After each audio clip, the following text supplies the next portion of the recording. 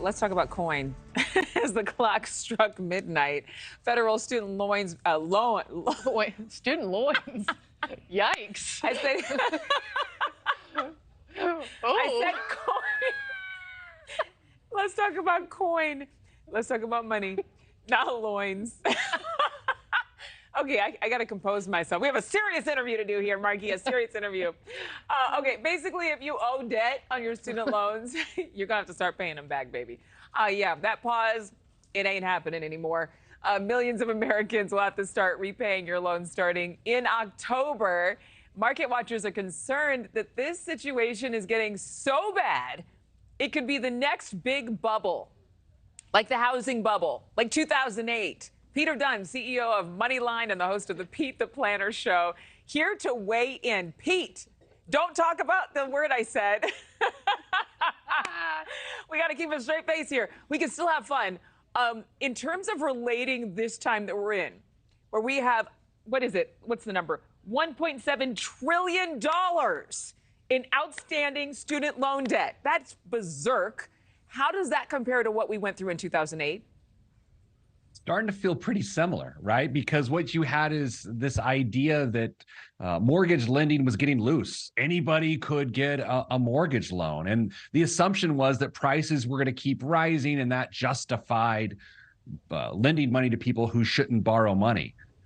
Adrienne, how is that different than student loans? I'm like, sounds like Pete and repeat. Yeah. Mm-hmm.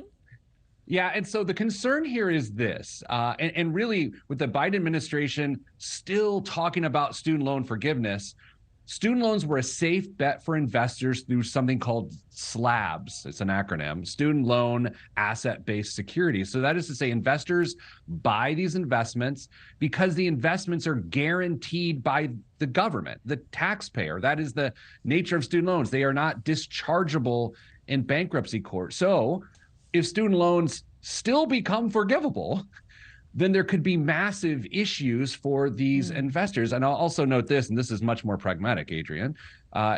Student loans are becoming due for the first time in 41 months. What are the chances that someone came up with something different for that $350 a month that they were paying in March of 2020? That's the thing. It's not like people who couldn't afford to pay their debt didn't have a little extra money they could have put down on the principal, but they went shopping instead. And that's not a judgment. It's just that's all of us. Or they had a credit card bill due that was more immediate than some of this presumed forgiveness that was coming. Why hasn't the Biden administration thought about this? I mean, they're pushing very hard to get this forgiveness plan through all the way to the Supreme Court, but nobody's talking to them and saying, look, if you don't have people pay their bills, we could see a repeat of the housing bubble, and it will burst, putting all of us at risk. Why isn't anybody bringing that up? Well, look, this may not shock you. I'm not privy to those conversations. I thought you were besties with Biden. Forgive me. Well, you tried to call me a student loan expert earlier, so I don't know exactly what I am these days. It's like pork loin expert. Same thing, basically. Yeah, that's the thing. I think if the news is talking about this, it's important because the taxpayer will be holding the bag, and investors can be in trouble too. I see a micro recession coming because of the student loan debacle in the next 3 months. What's a micro recession compared to a regular one?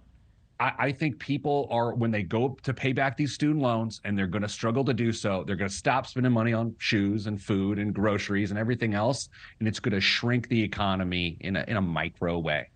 So can we give anybody, we can't advise the government because, again, we've determined that you are not 2 degrees of separation from the White House. But can we advise people watching at home, if they have a child, if they have a grandchild, who's still holding out some hope, thinking, oh, no, they've changed their mind 5 times, they're going to change it again before October. What would you tell them? Oh, they're not changing it before October. I mean, you could see some relief within a year or so, maybe, but spend your time and energy figuring out how to pay back the student loans. That's my guidance. Might need to get a second job. Peter Dunn, thank you. Thank you. Thank you for watching. Go to newsnationnow.com to find NewsNation on your television provider. And don't forget to click the red subscribe button below to get more of NewsNation's fact-driven, unbiased coverage.